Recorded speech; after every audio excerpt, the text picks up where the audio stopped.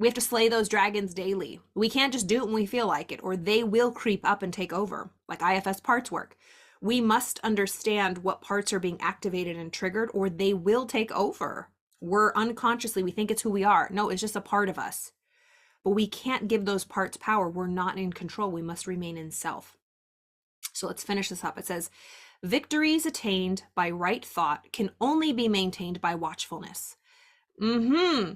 Victories attained by right thought can only be maintained by watchfulness. So when we arrive, when we get there, when you're growing and becoming more spiritually aware and self-aware and enlightened, and you just are figuring it out and you feel really good, that can only be maintained by daily study. It's like achieving physical fitness. Say in the mental health field, you were depressed and anxious, and then you got to a place of happiness. That doesn't last. You have to continue to do the things that got you there.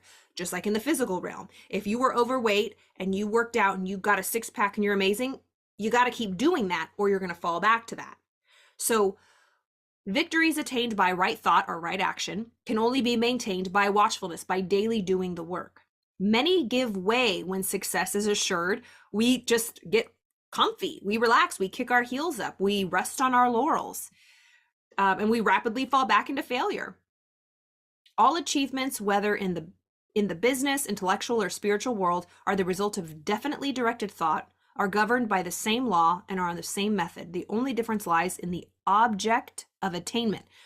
I don't have my phone right now, but I experienced this too, and it wasn't the first time I've experienced this. In my own personal life, if I don't ground and connect to God, pray, meditate, for me, the thing that works, that's proven, is A Course in Miracles. My book is A Course in Miracles. When I read my daily lesson, and I read a little bit of it, it doesn't have to be long, it could be 5 minutes, 10 minutes. When I don't take that time for God, I might be able to last and cruise off of all of my good deeds, but I putter out around 3 or 4 days. I start getting irritable, snappy. I start getting nasty reptile thoughts, arrogant, selfish, corrupt thoughts. You don't just, it's not a one and done. You don't just get rid of it and you're good. It's constant work because those things always trying to get in. You have to keep your house clean. And for me, that is A Course in Miracles. So what I did was, you know, people say put God first, and I'm like, well, what does that mean? But it's like, truly non-negotiable. My study time, my prayer time in the morning, my Lectio Divina is first and foremost.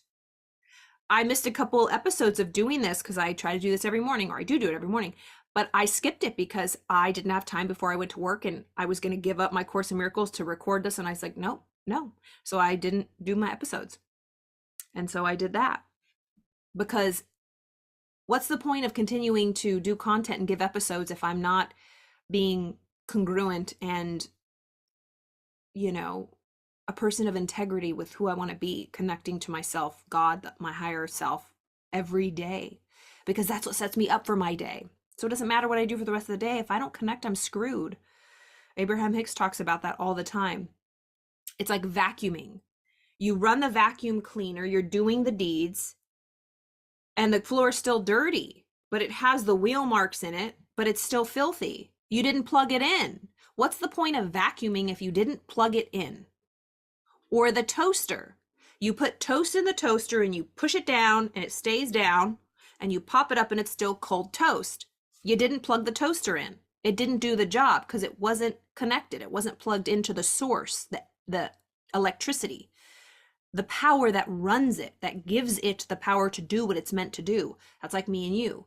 If we don't connect to source, however you want to do that, figure it out. We all have to figure that out, at least in my opinion. If I don't connect, and I work with a lot of people, and it's a pattern that I see in everyone, when we don't connect, nothing works in our life.